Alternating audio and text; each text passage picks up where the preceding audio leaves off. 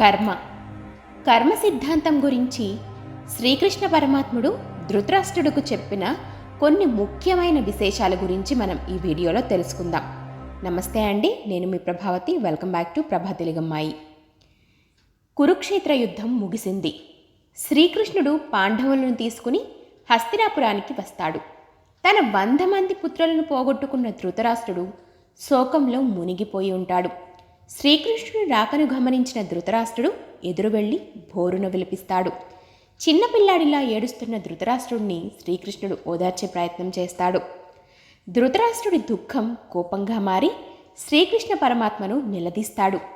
అన్నీ తెలిసి కూడా మొదటి నుంచి జరిగేదంతా చూస్తూ కూడా సాక్షాత్తు భగవంతుడివైన నువ్వు ఎందుకు మిన్నకుండిపోయావు? ఇంత ఘోరాన్ని ఎందుకు ఆపలేదు? కావాలని ఇదంతా ఎందుకు జరగనిచ్చావు?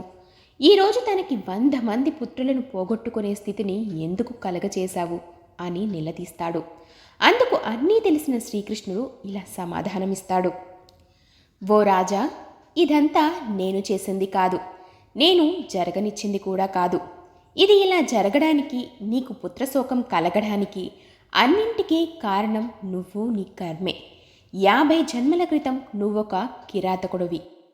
ఒకరోజు వేటకు వెళ్ళి రోజంతా వేటాడినా నీకు ఏమీ దొరకని సందర్భంలో ఒక అశోక వృక్షం మీద 2 గువ్వల జంట వాటి గూట్లో గుడ్లతో నివసిస్తున్నాయి.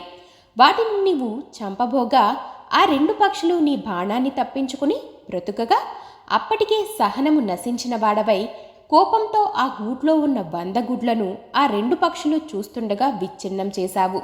తమ కంటి ముందే తమ 100 పిల్లలు విచ్ఛిన్నం అవుతున్నా కూడా ఏమీ చేయలేని నిస్సహాయ స్థితిలో చూస్తూ ఉండిపోయాయి. ఆ పక్షుల గర్భశోకం దుష్కర్మగా నిన్ను వదలక వెంటాడి ఈ జన్మలో నిన్ను ఆ పాపం నుండి విముక్తుణ్ణి చేసి కర్మబంధం నుండి విడిపించింది. నువ్వు ఎన్ని జన్మలెత్తినా, ఎక్కడ ఉన్నా, ఎవరు నిన్ను ఉపేక్షించినా, ఎవరు నిన్ను శిక్షించలేకపోయినా నీ కర్మ నిన్ను తప్పక వెంటాడుతుంది. వదలక వెంటాడి ఆ కర్మఫలాన్ని అనుభవించేలా చేస్తుంది. కర్మ నుండి ఎవరూ తప్పించుకోలేరు అని సమాధానమిస్తాడు శ్రీకృష్ణ పరమాత్ముడు.